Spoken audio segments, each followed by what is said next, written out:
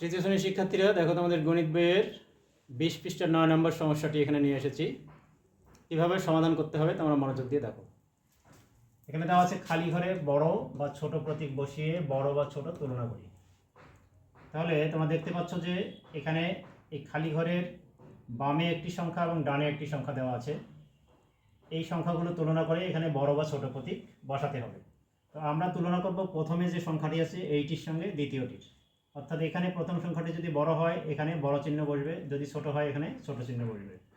তাহলে এখানে দেখি 975, এখানে আছে 957। 957 হচ্ছে 975 বড়, এই জন্য এখানে বসবে বড় বা বৃহত্তর চিহ্নটি।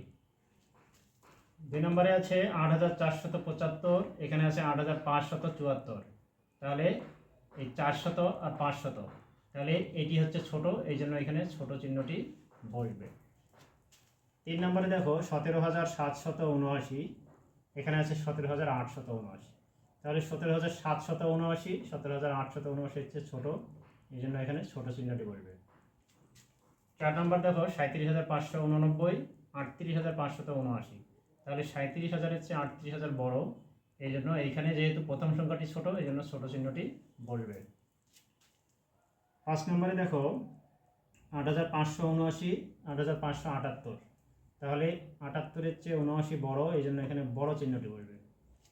6 নম্বরে আছে 17999, এখানে আছে 18999। তাহলে 18000-এর চেয়ে 17000 ছোট, এই জন্য এখানে ছোট চিহ্নটি বসবে। তো শিক্ষার্থীরা, এই ধরনের তুলনা করতে গেলে তোমরা অবশ্যই প্রথম সংখ্যাটি যদি ছোট হয় তাহলে ছোট চিহ্ন বসাবা, যদি বড় হয় তাহলে বড় চিহ্ন বসাবা। আশা করি বুঝতে পেরেছো। ধন্যবাদ।